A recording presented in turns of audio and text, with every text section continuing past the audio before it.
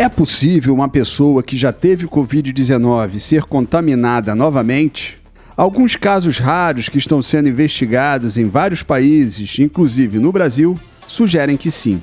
Hoje, eu diria que a reinfecção ela é possível, embora ainda seja um evento incomum. Corrobora isso o fato de alguns casos terem sido identificados, não só aqui como no mundo, e também o fato de que autores têm identificado que a concentração de anticorpos produzida após a infecção natural, ela decai rapidamente em questão de 3 ou 4 meses. A gente ainda não sabe qual que é o nível mínimo necessário para a proteção contra a reinfecção. Quais são os principais fatores que podem causar a reinfecção por Covid-19? A gente não sabe se essas reinfecções estão acontecendo por mutação do vírus ou por decaimento da imunidade ao longo do tempo, ou por uma combinação desses dois fatores. O que diferencia os casos de reinfecção dos casos de pacientes que, mesmo recuperados da Covid-19,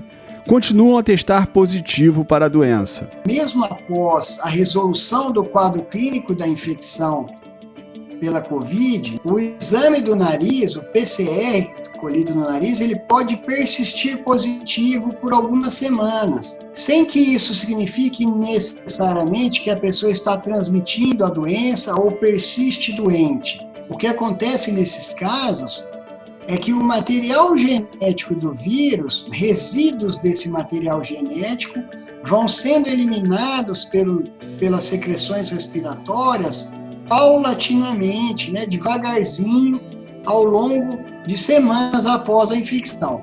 Então, esses casos têm que ser diferenciados dos casos verdadeiros de reinfecção. O primeiro caso de reinfecção no Brasil, segundo um estudo realizado por pesquisadores da USP, aconteceu com uma técnica de enfermagem de 24 anos em Ribeirão Preto. Em maio, ela teve contato com um colega de trabalho que estava com Covid, e ela, então, desenvolveu sintomas da doença e testou positivo no PCR.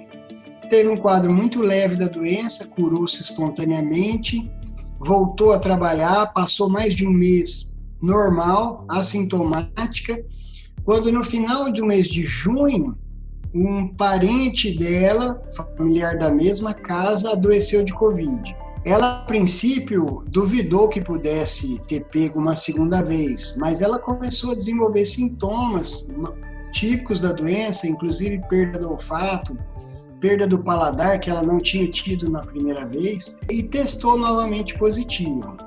E, além disso, ainda aparentemente contaminou o médico que a cuidou da segunda vez. A gente não tem certeza que ele pegou dela, mas é possível e provável que sim. Qual é a evidência que este caso ocorrido no Brasil tenha sido realmente um caso de reinfecção por Covid-19? Essa evidência ela se apoia em 3 pilares distintos: contato epidemiológico, manifestações clínicas e exames laboratoriais positivos. E no nosso caso, o teste positivo ele está ancorado pelos sintomas, ele está ancorado pelo contato epidemiológico. Então, a probabilidade de ser um falso positivo é muito pequena.